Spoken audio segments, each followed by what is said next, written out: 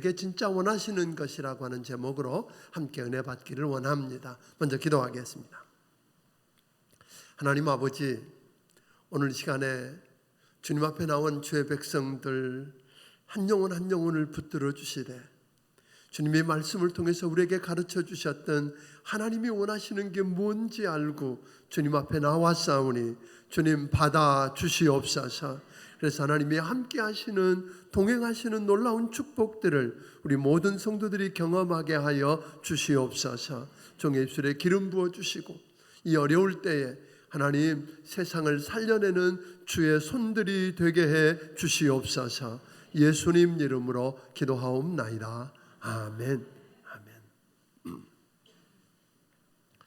물을 길어 나르는 항아리가 있었습니다.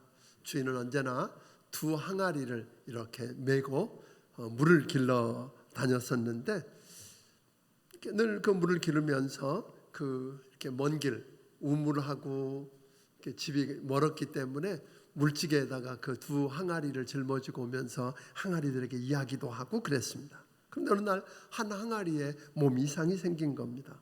허리가 찌르는 듯한 통증이 오더니 그만 금이 간 겁니다. 주인이 열심히 우물에서 물을 퍼담아도, 가득 퍼담아도 집에 오면 반절도 못 남는 겁니다. 그러다 보니까 무게중심이 잘 안 맞아서 주인이 힘들 터인데 여전히 그 깨진 항아리를 사용하고 전혀 불편한 내색을 하지 않는 겁니다. 그래서 그 표정을 보면서 깨진 항아리가 어느 날 늦은 봄 주인에게 이렇게 묻습니다. 주인님, 사실 이제 저를 버리세요. 저는 깨진 항아리라 물을 가득 담아도 금방 다 새 나가버리니까 쓸모가 없잖아요. 그리고 너무 힘들게 하잖아요. 그랬더니 주인이 그런 이야기 하는 거예요. 길가에 피어있는 꽃들을 가리키면서 이렇게 말합니다. 이 꽃길이 보이니? 이 꽃길은 너의 작품이란다. 아니, 제 작품이라뇨? 그게 무슨 뜻인가요? 그랬더니 너의 깨진 허리춤에서 흘러나온 물은 새 나가는 것이 아니라 꽃길에 물을 주는 거란다. 너의 몸이 상처가 나던 그날 나는 길가에 꽃씨를 심었단다. 돌아오는 길에 내가 날마다 물을 주지 않았다면 오늘 이렇게 아름다운 꽃길은 없었을 거야 라고 이야기합니다. 때로는 우리의 상처가, 우리의 눈물이, 남들보다 더 많이 흘린 땀방울이 꽃길을 만들고 있다는 사실을 여러분 기억할 수 있기를 바랍니다.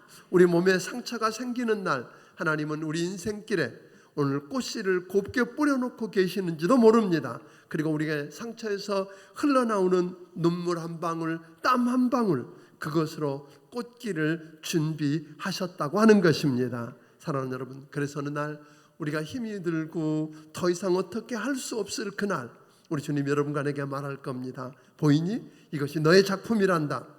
아니, 내 작품이라뇨? 내 아픔이 시작되는 그날 난 너의 인생길에 꽃씨를 심었단다. 내가 흘렸던 그 눈물, 내가 흘렸던 땀방울은 그냥 흘러보낸 게 아니라 꽃길에 물을 주는 거란다라고 이야기하는, 우리에게 있는 부족함을 통해서 일하시는 하나님을 여러분들이 경험할 수 있기를 주의 이름으로 축원합니다. 오늘 본문에 나오는 미가 선지자가 활동하던 그 시대를 이렇게 들여다보면 아수르라고 하는 제국이 급부상을 하면서 주변 국가들을 위협하고 오늘 그들의 정복력이 점점 강해져 갈 그런 때입니다. 그런 때에 유다의 아하스라고 하는 아주 악한 우상을 숭배하던 왕이 다스리던 때입니다. 실제로 얼마 가지 않아서 아수르에 있는 그 사르곤 2세라고 하는 왕은 북이스라엘을 정복하고 앞으로 어쩌면 일어날 수 있는 반란을 막기 위해서 그 안에는 수많은 상류 계급층들을 중심으로 해서 많은 사람들을 다른 나라로 이주를 시키고 그 대신에 그곳 나라 사람들을 옮겨다가 세워놓고 그리고는 그 북이스라엘을 아수르 제국의 한 지방으로 만들고 그곳 이름을 사마리아라고 부르게 됩니다. 그래서 많이 들어봤던 소리 아닌가요? 그죠? 우리 성경 대탐험을 했던 분들이면 들었던 그런 이야기일 것입니다. 그러니까 실제로 그곳 얼마 지나지 않으면 히스기야 왕 때에는 아수르가 오늘 유다 성읍들을 많이 빼앗을 뿐 아니라 예루살렘을 포위해서 온 나라가 존폐 위기에 처하는 그런 위기를 경험하게 했던 그런 나라입니다. 자, 이렇게 전국이 혼란스럽고 아수르 위협 앞에서 오늘 나라가 풍전등화 같은 위협에 처하게 되면 온 나라 지도자들과 백성들은 어찌했어야 될까요? 정신을 차리고 오늘 깨어서 다르게 살았어야 되는데 오히려 그들은 캐사라세라, 될 대로 되라는 겁니다. 그리고 방탕하면서 우상을 숭배하고 살았습니다. 그 이야기를 오늘 미가서 3장 1절 2절은 이렇게 설명합니다. 같이 읽어볼까요? 자, 시작. 내가 또 이르노니 야곱의 우두머리들과 이스라엘 족속의 통치자들아 들으라. 정의를 아는 것이 너희의 본분이 아니냐. 너희가 선을 미워하고 악을 기뻐하여 내 백성의 가죽을 벗기고 그 뼈에서 살을 뜯어. 오늘 이건 보니까 그 시대의 정치 지도자들은 선을 미워하고 악을 좋아했답니다. 당연히 하나님의 법도대로 공의로 다스려야 했어야 됐는데 부패해서 뇌물을 뜯어내는데 혈안이 되어 있고 잔혹하고 무자비하게 백성들을 착취하는 그런 시대였다고 이야기합니다. 3장 5절은 계속해서 이렇게 설명합니다. 그들 백성의 정치 지도자들만 그런 게 아니라 심지어는 종교 지도자들이었던 제사장과 오늘 선지자들마저도 그들에게 위로를 받고 싶고 도움을 청하러 온 온 백성들의 처지를 악용해가지고 돈벌이 기회로 삼아버렸다는 겁니다. 정치 지도자뿐 아니라 종교 지도자들까지 타락하고 믿을 수 없는 시대가 되자 사회 구석구석이 무서운 불신의 풍조로 만연하기 시작합니다. 그 모습을 미가서 7장 5절은 이렇게 묘사합니다. 같이 읽어보겠습니다. 7장 5절 시작. 너희는 이웃을 믿지 말며 친구를 의지하지 말며 내 품에 누운 여인에게라도 내 입의 문을 지킬지어다. 무슨 이야기입니까? 이들은 정치 지도자나 종교 지도자는 물론이고 이제는 이웃이나 친구, 심지어는 자기 품 안에 있는 아내의 말까지도 믿지 못하게 되었다고 하는 그런 이야기를 합니다. 공의가 사라지고 뇌물이면 선악이 바뀌어버리는 그런 시대를 살면서 저들은 불신만 하고 서로 믿지 않는 뿐만 아니라 저들은 돈이면 다 된다, 돈만 있으면 무엇이든지 할 수 있다고 하는 금전만능 시대요, 돈이 저들의 우상이 되어버리는 그런 시대를 살게 되었다고 하는 겁니다. 그런데 문제는 그렇게 해서 지도자들이 공의를 내팽개치고 뇌물을 받고 착취해서 자기 배만 채우는데도 불구하고 채워지지 않는 걸 경험했다는 겁니다. 미가서 6장 14절 15절에 있는 말씀을 보니까 자기 배를 채우고 백성들을 착취하고 받은 공의, 그것들은 빼앗은 것 마시지도 먹지도 쌓아놓았던 걸 쓰고 누려보지도 못하고 아수르와 바벨론 사람들에게 고스란히 다 빼앗기는 비극을 경험했다고 오늘 성경은 그렇게 가르칩니다. 그런데 이런 놀랍고 이상한 일들이 이런 시대에 또 하나 일어난 게 있는데 그게 뭐냐면 이렇게 철저하게 부패하고 철저하게 서로 불신하고 돈밖에 모르는 시대 속에서 살면서도 그리고 미래가 없는 암담하고 불안한 시대를 사는데 저들이 성전에는 아침 저녁으로 제물을 바치러 오는 사람들의 발길이 끊어지지 않았다는 거예요. 물론 이렇게 생각할 수 있을 겁니다. 아주 어두운 때에 하나님의 성전을 찾는 사람들이 많다고 하는 건 좋은 징조일 수 있겠지만 오늘 이 시대는 문제가 달랐습니다. 저들의 생활은, 저들의 삶은 엉망진창이면서 다시 말하면 하나님이 누군지도 모르고 하나님이 내게 무엇을 원하시는지 그것도 모르는 채 그냥 다만 저들은 어떻게든지 뭐만 하려고요? 하나님의 관심을 좀 끌어보고, 그래서 복을 받아내 보려고, 하나님을 조종해 보려고, 하나님을 이용해 보려고, 그래서 저들은 뭔가를 많은 걸 들여보고 또 내가 이만큼 했으니까 이렇게 해줄 거라는 위안을 가지고 사는 소위 종교 생활에 집착하기 시작합니다. 오늘 여러분, 우리가 신앙생활을 하면서 그 시대에 많은 사람들이 성전에 나왔고 제물을 드렸지만 그건 하나님을 믿는 신앙생활이 아니라 뭐였다고요?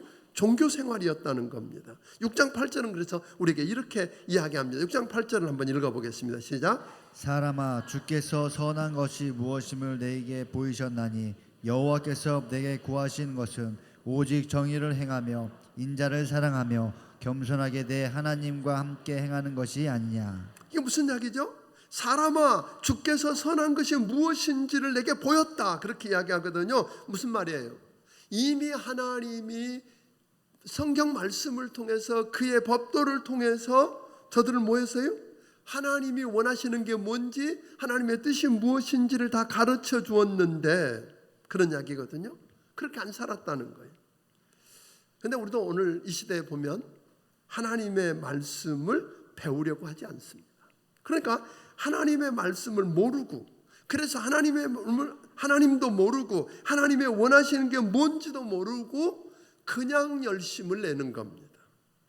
충성하고 헌신하고, 내가 이렇게 했으니까 하나님은 내가 움직여서 하나님이 내게 복 줄 거라고, 하나님이 내게 은혜 줄 거라고, 축복해 주고 지켜줄 거라고 하는 그런 생각을 하고 산다고 하는 겁니다. 여러분, 그 시대만 그런 게 아니라 오늘 우리 시대도 우리가 뭘 모르면요, 하나님이 이미 말씀을 통해서 가르쳐준 하나님이 원하시는 게 뭔지 모르면 우리도 열심히 하고 충성하고 헌신했다고 했는데 그게 헛수고일 수 있다는 겁니다. 종교 생활일 수 있다고 하는 거 여러분 잊지 않게 되기를 주의 이름으로 축원합니다. 저는 우리 교회에 그냥 종교 생활하는 사람들이 아니기를 바랍니다. 이 종교 생활을 우리가 다시 한번 그러기 위해서 부탁하는 것은 오늘 오후 2시부터 있는 성경 대탐험, 우리 역대하 편을 이제 시작합니다. 사실은 여러분들이 오늘 오후 오면 제가 1장부터 5장까지를 이렇게 살펴보게 될 겁니다. 왜 그걸 하느냐 하면 그걸 듣고 가서 여러분들이 읽으면 읽어진다는 거예요. 성경이 무슨 말인지 이해가 되고, 그러면 내일부터 한 장씩 해서 금요일까지 5장을 다루게 되는데 우리 부교육자들이 한 장씩 읽고 한 장씩을 풀어줄 겁니다. 그리고 난 다음에 여러분들은 집에 가서 한 장을 읽고 이 책을 가지고 큐티하듯 한 장을 풀어보는 거죠. 답을 달아보는 거예요. 답도 달면서 묵상해보고 기도하고, 그러면 답을 모르면 뒤에 답지도 있는 거잖아요. 이렇게 해서 큐티하는 식으로 풀어보게 되면 이 말씀을 읽다가 누굴 만나요? 하나님을 만난다는 거예요. 하나님의 마음을 알게 된다는 거예요. 하나님을 안다는 거예요. 그리고 하나님이 원하시는 게 무엇인지 알고 그대로 사는 축복을 누릴 수 있다는 거죠. 우리가 말씀 모르고 그냥 교회 와서 그냥 이렇게 그냥 무턱대고 열심히 하는 것만 가지고는 자칫 잘못하면 우리도 뭐 할 수 있다고요? 종교 생활하다가 인생 끝낼 수 있다는 거예요. 열심히 종교 생활했는데 여러분 아는 것처럼 이스라엘이 무너지고 유다가 무너집니다. 끝났거든요. 그러니까 이렇게 신앙생활이 아니라 종교 생활을 하는 사람들, 그 사람들은 그렇게 하면 하나님이 축복해 줄 거라고 그랬고 또 자기 만족이 있었어요. 내가 이렇게 했으니까 하나님이 지켜줄 거라고, 나는 괜찮다고 하는 자기 만족 속에서 살고 하나님을 조종할 수 있다고 착각하고 살던 것입니다. 이런 시대에 사람들은 보니까 하나님 앞에 열심을 내는 종교 생활은 열심히 있는 것 같은데 뭐가 없어요? 삶이 없는 겁니다. 그래서 오늘 미가 선지자는 그런 답답한 현상을 바라보면서 하나님 앞에 이런 질문을 드려보는 겁니다. 6절 7절을 한번 읽어보겠습니다.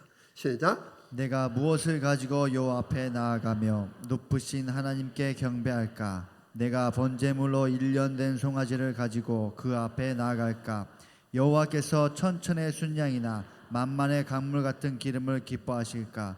내 허물을 위하여 내 맏아들을 내 영혼의 죄로 말미암아 내 몸의 열매를 드릴까? 먼저 이런 질문을 드리는 거죠. 내가 무엇을 가지고 여호와 앞에 나아가며 높으신 하나님을 경배할까? 라고 하는 질문을 드리는 거예요. 여러분, 어쩌면 여러분들도 오늘 주일날 교회 오면서 하나님 앞에 그런 마음을 가졌는지 모르겠는데, 내가 뭘 가지고 여호와 앞에 나아가며 어떻게 내가 높으신 하나님을 경배할 수 있을까라고 하는 질문, 그 시대에 똑같은 질문이 있었는데 그 시대에 많은 사람들이 이 질문 앞에 어떻게 했다고요? 내가 값비싼 최고의 재물인 1년 된 숫송아지, 그 당시에 1년 된 숫송아지 정도 값어치가 나가는 걸 드려야 하나님이 뭐 할 거다? 받으실 거라고 착각을 한 겁니다. 그렇게 하면 하나님이 마음을 움직여주고, 그렇게 하면 내게 관심을 가져주고, 그렇게 하면 내 이야기를 들어줄 거라고 생각한 겁니다. 그러다가 어떤 사람들은 그 정도 좀 마음이 부담스러우니까 천천의 순양, 천천 그러면 100만 마리 순양 또는 만만 1억의 그 짐승들의 기름, 그러니까 많은 양, 값비싼 걸, 특별한 걸 들여서 안 된다면 물량으로 많은 걸 들여서라도 해결해 볼 수 있을까? 이렇게 생각한 거죠. 그 정도 갖고 안 된다면 그 당시에 아하스 왕이 하나님이 가장 싫어하는 몰렉 우상에게 마다들, 자기의 마다들을 제물로 바친 것처럼 나도 장남을 바치면 하나님 마음이 움직일까? 하나님 좋아하실까? 하나님 기뻐할까? 그런 생각들을 놓고 우리 주님 뭐라 그래? 그거 아니다 그런 거예요. 무슨 말이에요? 대단하고 값비싸고 많은 양을 드리고 심지어 자식같이 바치는 열심을 내는 이것 가지고 하나님이 기뻐하시고 하나님이 받으시는 것 아니다 그렇게 이야기해요. 어쩌면 이 사람들은 그렇게 하면 하나님을 많은 돈 가지고 내가 또 열심히 하나님을 내가 움직이고 조정할 수 있을 거라고 생각했고, 오늘 그렇게 하면 자기 만족 때문에 오늘 안심하고 사는 소위 종교 생활을 했는지도 모릅니다. 그런데 하나님은 이미 하나님이 원하는 게 그게 아니라는 걸 가르쳐 줬다고 그랬어요. 8절 하반절을 한번 읽어보겠습니다. 8절을 다시 읽어볼까요? 자, 8절 다시 읽습니다. 시작. 사람아, 주께서 선한 것이 무엇임을 내게 보이셨나니 여호와께서 내게 구하시는 것은 오직 정의를 행하며 인자를 사랑하며 겸손하게 내 하나님과 함께 행하는 것이 아니냐. 이미 하나님께서 하나님의 말씀을 통해서 하나님이 무엇을 기뻐하시고 무엇을 원하시는지 분명히 다 뭐 했다고요? 말씀해 주셨다는 거예요. 그러므로 몰라서 그랬다 핑계댈 수 없다는 것입니다. 그렇다면 우리가 궁금해지는 건 하나님이 원하는 게 뭐냐는 거예요. 하나님이 여러분과 내게 뭘 원하실까요? 오늘 값비싼 재물일까요? 천천과 만만의 순양일까요? 아니라는 겁니다. 자식도 아니고 여호와께서 내게 구하시는 것인데 그건 오직 공의를 행하며 인자를 사랑하며 겸손히 내 하나님과 함께하는 것 아니냐라고 이야기해서, 다시 말하면 하나님이 원하시는 것은 공의를 행하고 인자와 사랑을 가지고 하나님과 동행하는 세 가지라고 이야기합니다. 여러분, 1977년 1월 20일 날 그 지미 카터가 미국 대통령으로 취임 선서를 마치고 연설을 하면서 인용했던 구절이 오늘 미가서 6장 8절이었습니다. 또 믿음으로 미국을 건국했던 신실한 믿음의 사람들이 미국 국회에 있는 국회 도서관에다가 가장 잘 보이는 정면에다가 써놓은 글이 하나 있었는데 그게 오늘 미가서 6장 8절이었습니다. 그 말은 무슨 말이에요? 하나님의 말씀을 요약해 보았더니 그게 뭐였더라? 오늘 정의를 행하고 하나님이 사랑하는 사람들을 사랑하고 그리고 그 하나님과 함께 동행하는 삶을 사는면 우리 하나님이 너희를 축복해 줄 거다, 보장해 줄 거다. 그러니 그 후손들아 이렇게 살아라 했던 거지요. 오늘 여러분 맞습니다. 하나님이 우리에게 원하는 것은 뭘 행하고요? 공의를 행한다는 거예요. 공의를 행한다는 말은 뭐죠? 하나님의 말씀대로 법대로 오늘 공정하게 하고 정의가 살아남을 수 있도록 하라는 거예요. 왜냐하면 그 시대는 뇌물로 돈 있으면 옳은 것도 틀린 게 되고 틀린 것도 맞는 게 되고 죄인이 의인이 되고 의인이 죄인 되는 그런 시대에 살면서 우리가 하나님이 원하시는 건 돈 때문에, 권력 때문에, 다른 그 무엇 때문에 공의가 굽어지면 안 된다는 거죠. 뿐만 아니라 그 공의를 행하는 것, 그리고 더불어서 뭐예요? 사랑하는 것, 이웃을 사랑하고 불쌍히 여기는 마음. 이 공의와 법대로 행하는 것과 그 다음에 사랑, 이 두 가지는 하나님의 모습입니다. 하나님의 본성입니다. 그러므로 우리가 하나님을 아버지라고 부르고 하나님의 백성이라고 부르는 우리에게 당연히 뭐가 있어야 돼요? 공의가 나타나야 되고, 공의를 행하는 사람은 자연스럽게 이웃을 사랑하고 불쌍히 여기게 되어 있습니다. 공의를 행하는 자는 절대로 힘없고 가난한 불쌍한 자를 괴롭히면서 해칠 수가 없다고 하는 겁니다. 물론 우리가 이 땅의 그 시대에 여러분 공의를 행하고 사랑을 베풀면서 불쌍히 여기고 사는 것은 그 시대 세상 사람들로부터 왕따를 당하는 이야기입니다. 무시를 당할 겁니다. 요즘도 마찬가지입니다.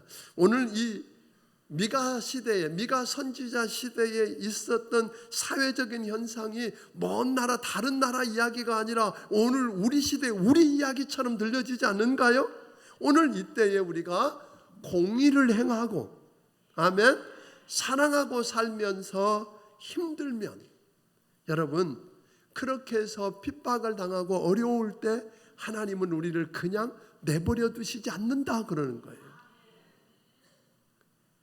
그러니까 우리 하나님은 이 땅에서 우리가 하나님의 백성이 공의를 행하고 오늘 불쌍한 자를 사랑하면서 주님의 모습처럼, 주님이 살았던 것처럼 살려고 몸부림을 치면서 고통을 당하고 핍박을 당하고 고난을 당하고 어려움 당할 때 하나님은 항상 그런 자와 함께 하시고 위로하시고 오늘 힘이 되어 주시기를 기뻐하신다고 하는 겁니다. 요한복음 8장 29절은 우리 주님께서 이렇게 설명했습니다. 29절 한번 같이 읽어보겠습니다. 시작. 나를 보내신 이가 나와 함께 하시도다. 나는 항상 그가 기뻐하시는 일을 행함으로 나를 혼자 두지 아니하셨느니라. 전 이 구절을 너무 좋아하는데요. 이건 이런 이야기예요. 어느 날 제자들이 궁금하잖아요. 주님, 도대체 주님 어떻게 그런 기적이나 또 이적과 이런 놀라운 일들이 나와요? 그랬더니 하나님이 나와 함께 하시기 때문이다. 하나님 나와 함께 하신다. 아니, 하나님이 어떻게 주님과만 함께 하세요? 그랬더니 주님이 내가 항상 그분 기뻐하는 일을 했더니 하나님이 나를 혼자 내버려 두지 않고 함께 하신다. 사랑하는 여러분, 그러니까 우리가요 생각해야 될 것 가운데 하나가 그런 겁니다. 우리가 정말로, 그러니까 예수 믿고 구원받은 사람들이 오늘 이렇게 모여서 예배하는데, 예배가 오늘 이렇게 와서 여러분들이 열심히 찬양하고 기도하고 하나님 앞에 힘을 다해서 귀한 예물을 드리고 말씀 듣고 이걸로 예배 다하다, 너 다 했다 이렇게 말하시지 않는다는 거예요. 우리 주님의 관심은 그걸 얼마나 어떻게 했느냐와 못지않게 예배가 오늘 축도하는 것으로 예배가 끝난 게 아니라, 축도했다는 말은 이제 지금부터는 다시 예배 드릴 때까지 내 삶으로 하나님 앞에 예배하는 예배의 시작이라고 하는 겁니다. 삶으로, 삶을 통해서 그 말씀을 붙들고 우리가 어떻게 해요? 말씀을, 대부분 설교 들으면요, 오늘 저도 압니다. 여러분이 오늘 이렇게 제가 목이 터져라고 설교하지만 오늘 계단 몇 개 내려가면 오늘 말씀 다 잃어버리시는 거 압니다. 그래도 이렇게 열심히 합니다. 근데 다 잃어버리시는데 놀라운 건 여러분들이 오늘 말씀 듣고 다 잃어버리지만 목장에 가서 그 목장 나눔지를 가지고 누가 가르치는 게 아니라 그래서 어땠어? 다시 말하면 삶의 예배를 통해서 어떤 일이 일어났는지를 이야기하다 보면 그 말씀이 살아있게 됩니다. 그런데 그렇지 않으면요, 오늘 잃어버리고 다음 주에 와서 새 이야기 듣고 또 잃어버리고 이렇게 사는 것 가지고는 종교생활밖에 안 되는 겁니다. 솔직하게 이야기해서요. 말씀을 여러분들이 그래서 어땠냐는 거잖아요. 그 말씀을 들었는데 내가 삶의 현장에서 내가 정말 그 말씀대로 공의를 행하고 사랑하면서, 아멘, 그분과 함께 동행하는 삶을 살기 위해서 몸부림을 쳐봤는지, 그랬는데 그렇게 실패하기도 했고, 그러니까 다음 예배 때 와가지고 하나님 사실 내가 정의를 행하려고 애를 썼고 내가 사랑하고 살려고 애를 썼는데 그게 안 됐어요. 그래서 주님과 함께 동행하는 삶을 못 살았어요 하고 이야기도 하고 또 이렇게 산 것에 대한 감사도 드리고 이러면서 하나님이 은혜가 임하는 건데 그런 게 없으니까. 근데 그런 몸부림을 치는 사람에게 하나님 뭐라고 그러셨어요? 그를 기뻐하시고 그를 홀로 내버려 두지 않고 그에게 찾아오셔서 그와 함께 동행하시겠다는 거잖아요. 이게 그리스도인의 삶이라는 겁니다. 그러니까 예배는, 이 당시의 예배는 무엇을 얼마나 하나님께 드렸느냐로 끝났어요. 근데 오늘도 마찬가지. 우리가 얼마나 화려하게 예배를 드리고 얼마나 멋진, 오늘 찬양대 음악이 너무 좋았잖아요. 얼마나 멋진 찬양대 음악을 통해 이걸로 끝나버리면 아무 의미가 없다 이 말이에요. 주님은 거기에만 관심 있는 게 아니라 그 예배를 통해서 하나님을 만나고 능력을 공급받고 아멘, 은혜를 체험하고 삶의 세상에 나가서 삶의 예배에서 승리해야 된다는 거예요. 그래서 그 삶의 예배를 통해서 내 삶을 통해서 하나님의 공의가 드러나고 하면 그리고 사랑이 나타나고 그래서 하나님이 나를 붙잡고 기뻐하시면서 함께 동행하는 것을 체험하는 여러분들이 되기를 주의 이름으로 축원합니다. 근데 이게 그렇게 사는 게 쉬워요, 어려워요? 예배 드리는 건 그래도 할 수 있어요. 예배 드리는 것까지는 물론 뭐 가끔 조는 분도 있습니다만 뭐 그래도 예배 드리는 것까지는 한 시간 열심히 할 수 있어요. 근데 정말 내 삶을 통해서 삶의 예배, 삶을 통해서 내가 공의를 행하고 사랑이 나타나고 그래서 하나님과 동행하는 그 모습을 열매로 드려서 그 삶이 하나님께 드려지는 예배가 되게 하는, 이건 쉽지 않다는 거예요. 그러기를 위해서 우리 주님은 우리에게 내가 혼자 애쓰고 노력한다고 되는 게 아니다. 다시 말하면 이건 삶을 통해서 삶의 예배를 성공한다는 말은 다른 말로 바꿔 말은 무슨 말이냐면 오늘 이 엉망이 되어버린 미가 시대처럼 사실은 이 시대가 그런 시대 아닌가요?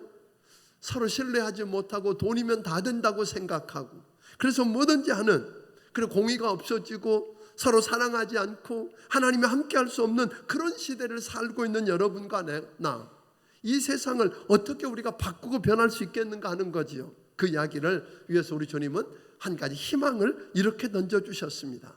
그렇게 희망 없는 이야기를 하다가 미가서 5장 2절을 통해서 우리에게 이렇게 이야기하십니다. 같이 읽어보겠습니다. 시작.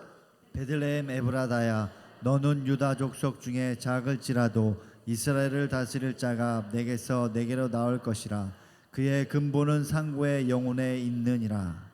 다 끝난 것 같지만 예수님 오시기 전에 거의 700여 년 전에 오늘 이 말씀을 예언하는 거예요. 장차 누가? 하나님께서 오늘 육신의 옷을 입고 이 땅에 오실 텐데 그 자리가 어디에? 작은 베들레헴이야. 그 베들레헴 땅에 한 분이 이 세상을 구원하고 오늘 고치고 회복시켜서 오실 거다. 그분이 누구다? 예수 그리스도다 하는 거예요.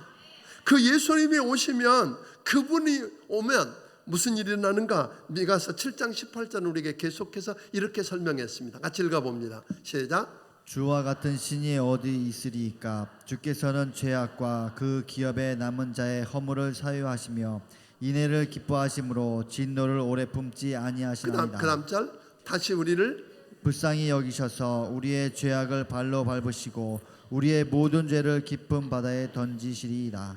여러분, 허물로 죄로 엉망이 되어버리고 소망이 없는 그들의 모든 죄악을 우리 주님 어떻게 하신다고요? 친히 바다에 던져버리시고 깨끗게, 우리 주님이 십자가에서 흘리신 보혈의 피로 씻지 못할 죄가 없습니다. 우리 주님 앞에 회개하고 오늘 용서를 구하면 그 십자가의 피로 용서하실 뿐 아니라 기억도 안 하신다고 하셨습니다. 그리고 우리를 건져내서 회복시켜 주시겠다는 겁니다. 살려주시겠다는 겁니다. 사랑하는 여러분, 부탁합니다.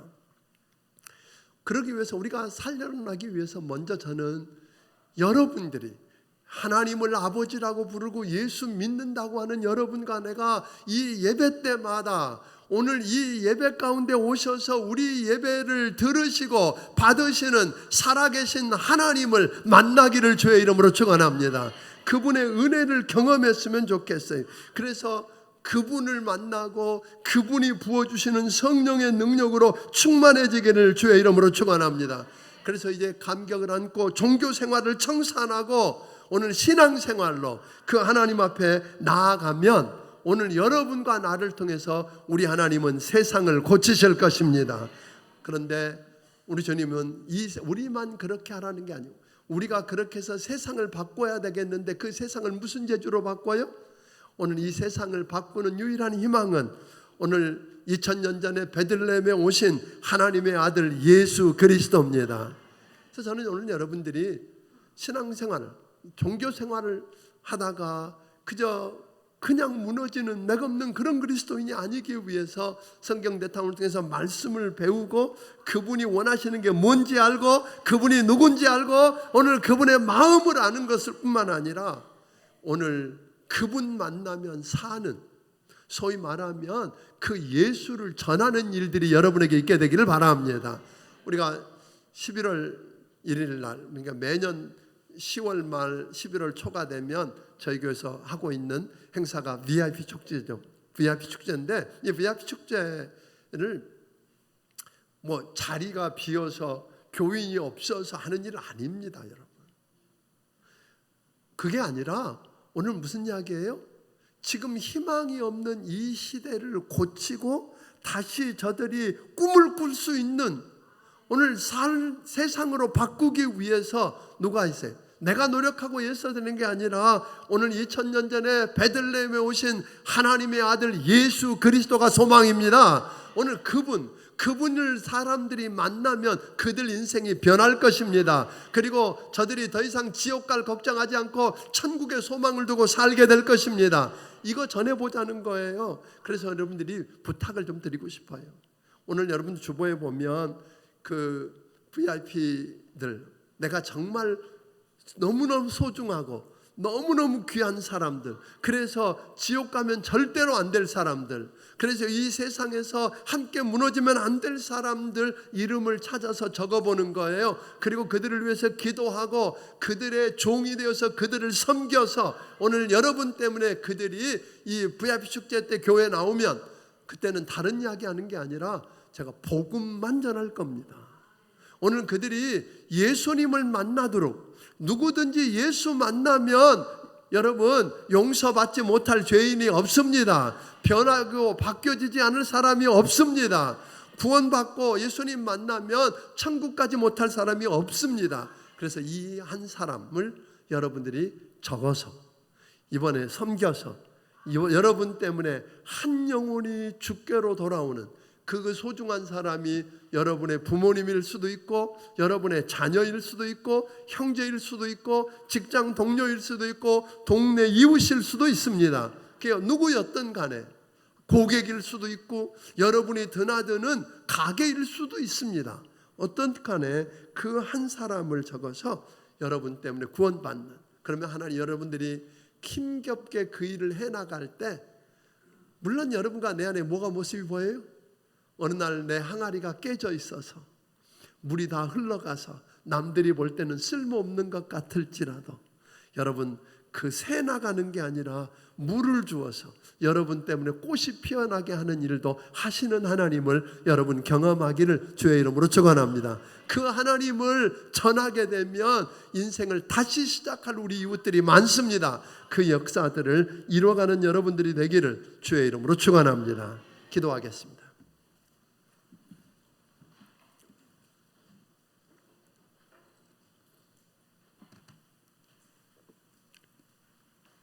살아계신 하나님,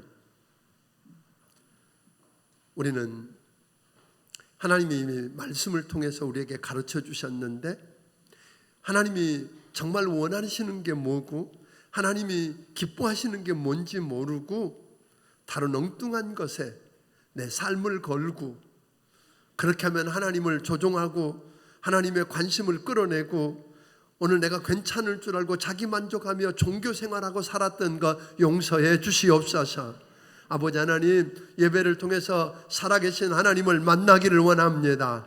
그 만져주심을 경험하기를 원합니다. 말씀을 듣기를 원합니다. 그리고 그 주님이면 희망이라고, 그 주님이면 다 되는 걸 알았길래 그 주님을 전하는 사람들이 되게 하여 주시옵소서. 아버지 하나님, 오늘 여기 머리 숙인 주의 백성들 한 영혼 한 영혼을 기억해 주셔서 이제 하나님이 원하시는 그 일을 감당하고, 그래서 그걸 통해서 하나님을 기쁘시게 하고 그 하나님이 나와 함께 동행하면서 하나님의 역사를 이뤄가고 세상을 새롭게 변화시켜 바꿔가는 역사를 경험하게 하여 주시옵소서. 오늘 주께서 주신 은혜가 너무 크고 감사해서 하나님께서 주신 것 중에 온전한 10의 1조와 감사의 물과 선교헌금과 주일헌금과 또 여러 가지 모양의 정성들을 우리 하나님께 드리오니 주여 받아 주시옵소서. 하나님 아버지, 저들을 축복해 주시옵소서. 하나님, 저들에게 은혜를 더하사 하나님의 약속하신 축복에 머물되 하나님의 뜻을 다 이루고 하나님이 함께 동행하는 귀한 사람들로 써 주시옵소서. 예수님 이름으로 기도하옵나이다. 아멘.